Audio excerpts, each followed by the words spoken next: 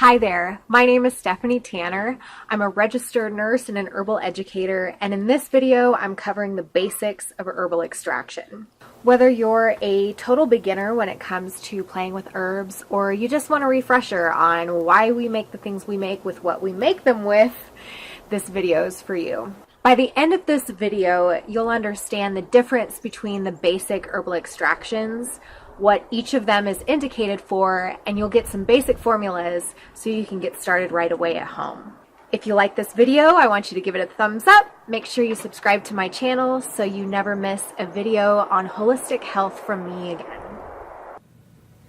Herbalism can be taught in so many different ways, but I think a great place to start is by actually preparing herbs and seeing what happens. There is a wide range of uses for a single plant depending on how you prepare it, which makes herbal extraction an effective way to learn the different considerations of healing with herbs. When we're talking about herbal extracts, we're referring to them based on their menstruum, that is, what the actual plant material is in contact with to extract its desired compounds. Typically, this is a liquid that binds with molecules from the plant, and then that liquid is what is collected after a certain amount of time and consumed for therapeutic purposes. So this is how I'm going to break everything down for you today. We'll first discuss water-based extracts, which are the most common way people experience herbs. These include teas, infusions, and decoctions. The main difference between these preparations are the time the herb is exposed to water and the level of heat applied. So teas are the least potent, but are generally the safest. Infusions are similar to teas, but are steeped covered for 4 hours or more and can be hot or cold, depending on the plant. Decoctions are high heat water extractions that are almost like a reduction and are really useful for extracting compounds from tough plant materials like barks, roots, and dried berries. And beyond internal use, water-based preparations can be used topically in compresses. Oil-based extractions use carrier oils like olive oil, almond oil, or pretty much whatever you can think of to extract the resins out of a plant so that you can benefit from them topically. It's worth noting that oil-based extracts do not include essential oils, which are volatile oils and alcohols extracted using a distillation process and require a massive amount of plant material for a relatively small amount of end product. Infused oils are a safe and nourishing alternative that can be easily made at home. And then plant compounds can be extracted with many different kinds of solvents, such as alcohol, glycerin, vinegars, and even honey. Infusing fresh or dried plant matter in any of these will give you a wide range of uses and extract a broad spectrum of therapeutic compounds. These preparations can be used internally or topically, as we'll discuss in a minute. Along with the basic preparations comes a world of options for their combinations into powerful medicines that can be targeted to your purposes. So for instance, a garlic-infused honey can be mixed with a rosemary-infused apple cider vinegar as an antiviral honegar. A calendula infusion can be preserved with a yarrow tincture for a powerful tissue healing formula. As you can imagine, the possibilities are endless. As we move into a discussion on when to use what, it's important to know the things you should take into consideration. This is where the 5 rights of herbal medicine come into play. The first is the right plant and the right plant part. This depends largely on your purpose and which plant you'll choose based on the desired outcome or improvement. If you're harvesting an herb, is it the root, the leaves, or the seed that's most potent right now? Does it make sense to use an herb from across the globe when you may have a viable local alternative? And why are you choosing this particular plant? What qualities in a plant are you looking for based on the qualities of your illness? This is where an experienced practitioner or deeper study will be useful to you. The next consideration is the route: oral, sublingual, topical, vaginal, etc. Does the purpose you're serving lend itself to one route specifically? For example, a tincture of an herb that helps the GI tract may or may not make more sense than an infusion that comes in direct contact with those tissues as you drink it. Then there's the right menstruum. Some menstruums won't be appropriate for the plant or the purpose. For instance, it would be less than ideal to make a tincture of an herb that you need to consume in nutritional quantities to benefit from. Also, some menstruums can actually provide their own benefits for your intended purposes, so it's important to think about your goals holistically. And lastly, the right method is important in herbal extraction in order to reap the benefits of the plant and to honor the work it's doing for you. So do your research and know if heat will damage the flowers you're working with, or if you need a stronger alcohol proof to get what you want out of a particular extraction, etc. Some key points for water-based preparations are that they extract almost every plant compound except resins and fat-soluble vitamins. If you've ever had peppermint tea, you know that water will extract the volatile oils of an herb. And if you've ever had sun tea, you know that it extracts the tannins as well. Minerals, vitamins, flavonoids, alkaloids all become available in teas, infusions, and decoctions. Your main variables are heat and time. Heat will destroy some plants and help break down others.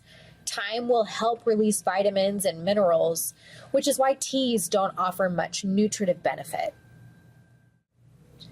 Oil-based extracts do almost the opposite and bind to the resins and fat-soluble vitamins in plants. The result is often an emollient oil that can be used topically to deliver the properties of these compounds to localized tissues. Herbal oils can also form the base of products such as balms and salves when combined with beeswax, cocoa butter, or other fat-soluble ingredients. Herbal oils do have the tendency to mold or spoil if they come into contact with water, so making sure that the plants you're working with are bone dry is an important strategy when first starting out. Heating oil extractions is optional. I prefer to use thyme instead of heat to gently infuse my oils, but some people make beautiful herbal oils in slow cookers overnight. I do suggest against putting them in direct sunlight, or any extract in direct sunlight for that matter, to maintain the integrity of the plants you're working with. Alcohol extracts are another common entry point for people in consuming herbs, and you probably know them as tinctures. There are some of the most potent formulas and thus require more care when consuming them, as they bind with more tonic and toxic compounds such as alkaloids. You shouldn't be deterred from making them at home, however, as many local plants are most appropriately extracted with alcohol. You will get the added benefit of water-soluble compounds with liquor that contains a good portion of water, but you'll want to do your research into what proof is most appropriate for the plant you're using and the purpose you're using it for. Vinegar infusions combine the mineral extracting, probiotic, and immunological benefits of raw apple cider vinegar with herbal medicine. They're a viable alternative to alcohol, they increase absorption of therapeutic compounds, and are an effective adjunct when trying to get more nourishing herbs into the diet. And lastly, I'll mention herbal honey infusions because they're some of the most delightful ways to experience herbal medicine. Honey has a wealth of medicinal benefits on its own, both internally and topically, and is a great way to help children take their medicine.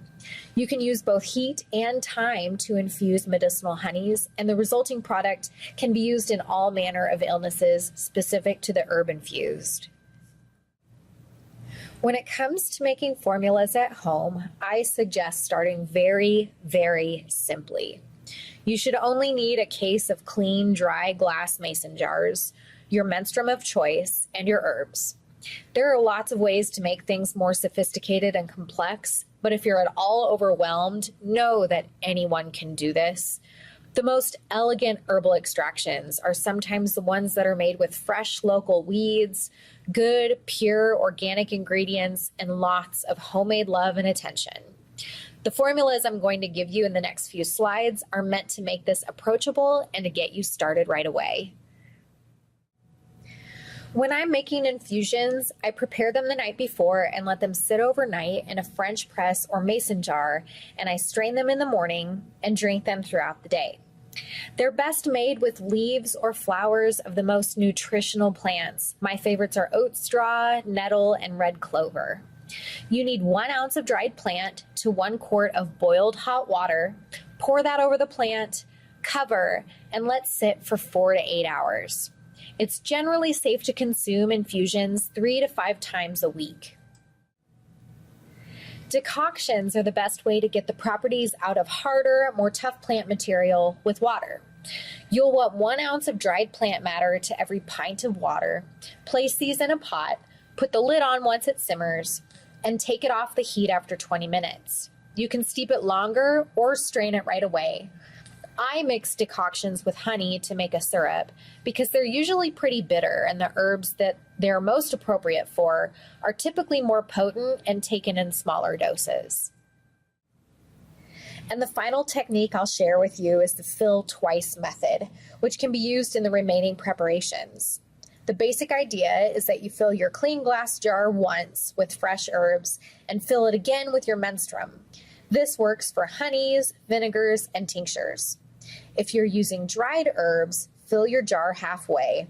If you're infusing in oil, fill your jar completely with dried herbs. And for all of these preparations, I let them infuse in a dry cupboard for at least 2 weeks, but preferably 6.